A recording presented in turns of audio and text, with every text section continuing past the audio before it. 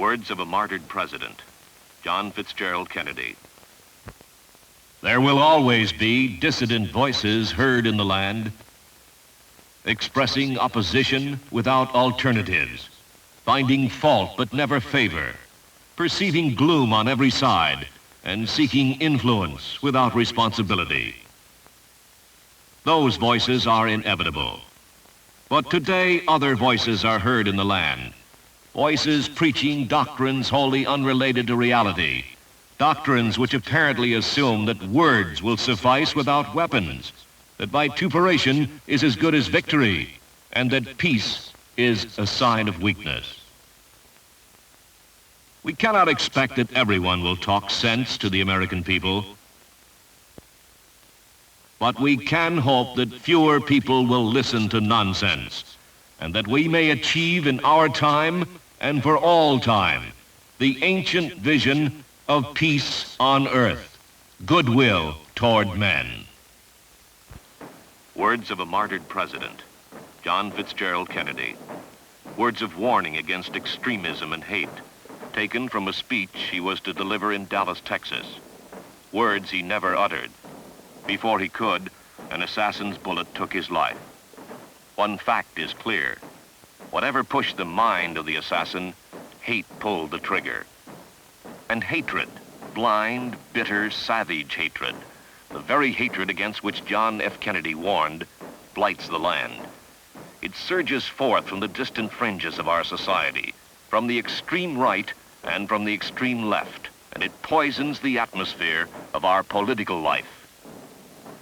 Hatred, in any form and from any source, is cancerous, and hatred is the stock in trade of the extremists.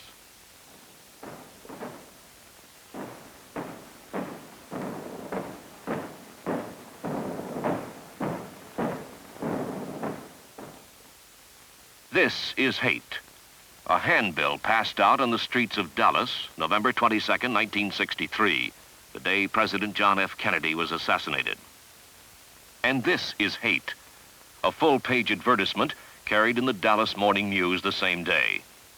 Why have you ordered your brother Bobby, the Attorney General, to go soft on communists? This, too, is hate. The Honorable Adlai Stevenson, American ambassador to the United Nations, hemmed in by hooting right-wing extremists. Violence erupts. And this, Dallas, 1960. Vice presidential candidate Lyndon B. Johnson and his wife harassed by extremists. But Dallas is not unique. Hate is epidemic. New York City. The Honorable Earl Warren, Chief Justice of the United States, is picketed. Members of a front group for the extremist John Birch Society hurled placards, leaflets, and insults at him. And Birmingham. 4 Negro children are killed in church by a bomb whose fuse was racial hatred. Extremism, hate. One breeds the other, and the far right and far left find a common camping ground in their extremism, their violence and lawlessness, and their contempt for democracy. Incidents like the attack on Stevenson, on Warren, on Johnson, don't just happen. Thousands of bumper stickers, publications, radio programs, years of frenzied agitation by extremist demagogues smearing the United Nations finally exploded into the attack on Stevenson. And hundreds of thousands of leaflets, billboards, and steady drumfire of slander and defamation, accusations that he and the Supreme Court favor communists, even charges that he and other justices are communists, led inevitably to the assault on Chief Justice Warren. Hatred, naked hatred in these incidents, separated by hundreds of miles, but united by common roots in right-wing extremist groups. Well organized, growing, richly financed, stretching from Dallas to New York, from Seattle to St. Petersburg, from Portland, Maine to Portland, Oregon, menacing the security of the trade union movement, subverting civil rights and civil liberties, threatening democracy. Today, right-wing groups number more than 3,000, claim more than 4 million members and millions of unaffiliated fellow travelers. The right wing has manpower. Money, too. Lavish donations from big business amounting to more than $10 million annually from thousands of individuals who think they have found a cause. Profits from the sale of publications to zealous followers.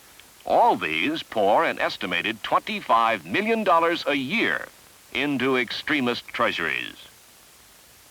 Let's examine some of these extremist groups, find out what they say, what they stand for, why they are a deadly threat to progress and to our free institutions. Start with the John Birch Society. More than 100,000 strong, bigger than many international unions. Income, $750,000 a year. Membership militant, dedicated, growing, secret. Its leader, this man, Robert Welch. He calls former President Eisenhower a conscious, dedicated agent of the communist conspiracy. Says, democracy is a perennial fraud. Arouses his followers with statements like this. As of July 1st, 1960, our experts place the total communist influence over our national activities at a minimum of 40% of total control. In the Blue Book of the John Birch Society, Welch draws a sinister blueprint for action, commands Birchers to conceal themselves behind hundreds of fronts, to grab control of parent-teachers associations and other civic groups, to intimidate and purge liberal educators and school board members, to gag liberal clergymen. In the name of anti-communism, Welch orders Birchers to take a leaf out of the book of the American Communist Party to use communist tactics, infiltrating influence groups, then taking them over. In practice, the John Birch brand of Americanism divides communities, sets neighbor against neighbor, creates discord and suspicion. It even makes spies of school children. This episode, as reported in Life magazine, portrays a high school student, son of a John Birch Society member. On his father's instructions, he concealed a tape recorder inside a dummy textbook. He tried to trap his teacher into saying something the John Birch Society yardstick would measure as subversive. The aim, to get the teacher fired. The reason? She spoke favorably of the United Nations, assigned reading from liberal as well as conservative journals. This type of local fallout strikes countless American communities as a result of the explosion of hate and fear set off by the John Birch Society and other hate groups. Another key right-wing group, Americans for Constitutional Action. Two of its top 3 officers are also leaders in the John Birch Society. Politically aggressive, alert, effective. Its trained political workers swarm into the field in election years to help reactionary, anti-labor candidates for Congress. ACA distributes a voting index, awarding favorable ratings only to congressmen who oppose measures to improve Social Security, unemployment compensation, minimum wage, and all the other social welfare programs labor supports. These are the ACA heroes, and how they rate on the voting records. Senator John Tower, Republican of Texas, 100%. Senator Barry Goldwater, Republican of Arizona, 99%. Senator Carl Curtis, Republican of Nebraska, 92%. But the ACA is bipartisan. It has Democratic heroes, too. Senator Harry Byrd, Democrat of Virginia, 94%. Senator A. Willis Robertson, Democrat of Virginia, 85%. Senator Strom Thurmond, Democrat of South Carolina, 86%. A roster of reaction. Next, Billy James Hargis and his so-called Christian Crusade. Hargis says, we are trying to take over both political parties. he attacks trade unions and union leaders, saying, "In the majority of union convention resolutions, we see the Communist Party line followed closely and support of all unconstitutional socialistic schemes." He tells his followers, "When in doubt how to vote in an election, you will probably be right 99 times out of 100 if you vote opposite of the way advised by union bosses." An oil billionaire from Texas, H.L. Hunt, estimated income $140,000 a day, heads Lifelines Foundation, still another major factor in the extremist movement. Lifeline's propaganda, attacking the federal government, the public school system, labor, and other institutions, reaches into millions of American homes through publications and daily radio and television programs over 324 stations. The White Citizens Councils are another force battering at democracy's foundations, merchants of hate playing on racial fears and prejudices to peddle other extremist merchandise. What is this line of merchandise? What are the right-wing hate groups selling? Take one item, so-called right-to-work laws. Just as the destruction of free trade unions has marked the ascendancy of both fascist and communist dictatorships, so the destruction of free trade unions is a high priority goal of American extremists, and one route toward this goal is the open shop. Walking hand in hand with other extremist groups is the National Right to Work Committee. One of its founders, E.S. Dillard, is a high figure in the John Birch Society. Most of its leaders are intimately tied to other right-wing organizations. In Kansas, leadership of the state group which put over an open shop law in 1958 was almost identical with the statewide high command of the John Birch Society. In Wyoming, pressured by extremist leaders, the state legislature ran through a right-to-work law in less than 10 days without benefit of public hearings. Let's take a look at the rest of the program the hate groups are promoting. They say, impeach Earl Warren. The real purpose, not to impeach the Chief Justice, but to enfeeble the Supreme Court itself, to prevent the court from protecting the civil rights and civil liberties of our citizens, to block court action, giving city voters equality with rural citizens through fair apportionment of election districts. They say, repeal the federal income tax. What they really want is to kill the progressive features of the income tax, to soak the poor and relieve the rich. They say, clamp antitrust restrictions on trade unions, repeal the wage-protecting Walsh-Healy and Davis-Bacon Acts. What they really want is to smash unions, to turn back the clock to the good old days when the individual worker was completely at the mercy of his employer. They say, end federal farm programs. They say, get the government out of education, health, housing, and other progressive programs. They say, scuttle the Social Security program, wage and hour laws, unemployment compensation. The public schools, they cry, are breeding grounds for communism. Their program for education, censor textbooks, gag educators, stifle dissent, thought control. Remember him? They say, tear down the whole structure of social welfare Franklin D. Roosevelt helped to create. It adds up to a program to chain the federal government to the sidelines of American life and to throttle our democratic institutions. The extremists teach hate and distrust of the government and attack Washington as if it were a foreign power, an enemy to be defeated, rather than an instrument for the welfare of all of us.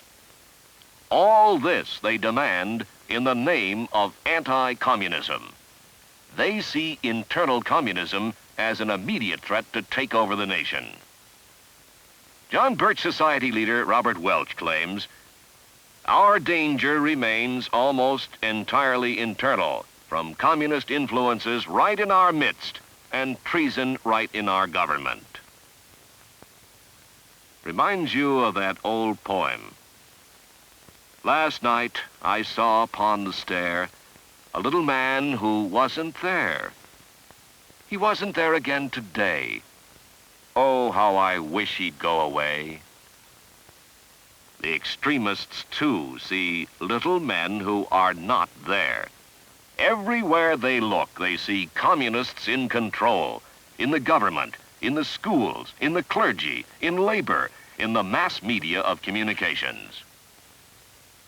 Yet J. Edgar Hoover, director of the Federal Bureau of Investigation, says, "The cause of communism is well served by the hate-mongers, the lunatic fringe, and others who preach a doctrine of malice and intolerance toward their fellow man. These venomous fanatics, whether they are extremists of the left or right, are carriers of a highly infectious disease. They have brought forth the bombs and ignited the flames that have killed decent Americans and even innocent children. They are a national disgrace." We've described the domestic program of the hate groups. How do they feel about the rest of the world?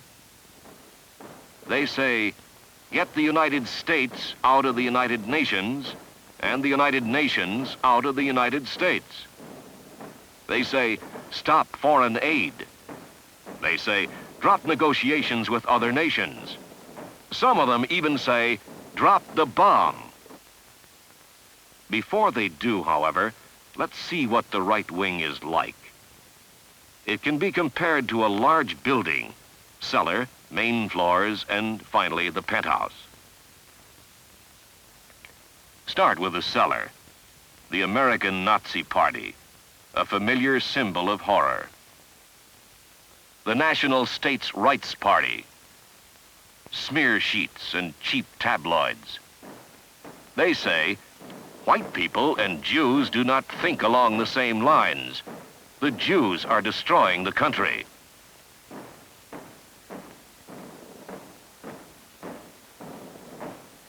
Or, "It is proven the world over that black and yellow skins are signs of mental and spiritual inferiority." Takes you back a few years, doesn't it? Remember? The master race? Move up to the main section of the building now. Here we find slicker, more expensive-looking publications. American Opinion, magazine of the John Birch Society. Inside, a great lady, Mrs. Eleanor Roosevelt, is slandered. Says writer Westbrook Pegler, "That woman was as bad as her idolaters said she was good, as cruel as they said she was benign, as selfish as they said she was generous." There are others, many others. Leaflets and brochures, too. They flood the land by the millions. Tabloids, smear sheets, magazines, leaflets. But that's only the beginning. The extremists spew hate over the airwaves straight into the living rooms of America. This map shows some of the more than 500 communities where daily or weekly right-wing radio programs are carried. Mannion Forum, 313 stations. Lifelines, 324. Dan Smoot, 133. Billy James Hargis, 200. Reverend Carl McIntyre, 527. In all, more than 6,000 extremist broadcasts a week. Now, let's take the elevator to the penthouse. There's a little more sophistication and a little less hysteria. Up here, Human Events and National Review, two influential, widely circulated publications. They attempt a more dignified approach. But the welfare of working people bows to the property rights of business, and the federal government is still the enemy. And so this is the building that houses the extremists. they have neighbors. The neighbors are not hate peddlers, but they share a common goal: reactionary government. AMPAC, the American Medical Political Action Committee. Medical men steadfastly guarding the health and welfare of the American people? Or political medicine men selfishly hoarding their status and privilege at the expense of the people? Their target is defeat of candidates and incumbents who support health care for the elderly under Social Security. In Wisconsin, they lined up with the John Birch Society to support an extreme right-winger opposing Liberal Representative Bob Kastenmeier. In Wyoming, they helped reactionary Millward Simpson defeat Liberal Senator John Hickey. Elsewhere, their support reads, "For reactionaries only." BIPAC, the Business Industry Political Action Committee, a newcomer launched by the National Association of Manufacturers. It too says, only reactionaries need apply. 5 of BIPAC's 13 directors have ties with extremist groups. These groups are all pointing their political efforts in the same direction, to the right. This year and in the years ahead, it will be trying to elect the most reactionary government in the history of our nation. They'll be working to send men to Congress who will vote no on programs to expand the economy and achieve full employment. No on health care for the elderly. No on minimum wage. No on unemployment insurance. No on civil rights. No on fair tax programs. No on public housing. No on improved Social Security. No on aid to education. They're wasting no time. The purge list of liberals is already compiled. Senator Quentin Burdick, North Dakota. Senator Vance Hartke, Indiana. Gore, Tennessee. Hart, Michigan. McCarthy, Minnesota. McGee, Wyoming. Moss, Utah. Muskie, Maine. Williams, New Jersey. Yarborough, Texas. These and other liberal senators and scores of progressive congressmen. In his first major address to the American people as their president, Lyndon B. Johnson said, "Let us put an end to the teaching and preaching of hate and evil and violence. Let us turn away from the fanatics of the far left and the far right, from the apostles of bitterness and bigotry, from those defiant of law and those who pour venom into our nation's bloodstream." This is labor's battle.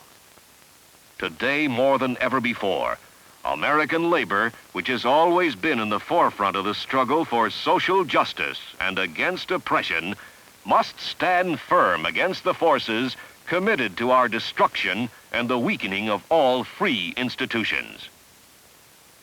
The hate-mongers have learned to use the political process to achieve their ends, and it is in the political arena that the struggle must be waged. The battle can be won, but it is everybody's job. If support of COPE programs was important in the past, it is imperative today. If successful register and vote campaigns were necessary in the past, they are indispensable today. If an alert, informed electorate was desirable in the past, it is a burning need today. Democracy and the survival of free trade unions are at stake. The price of victory is effort. The effort must be ours.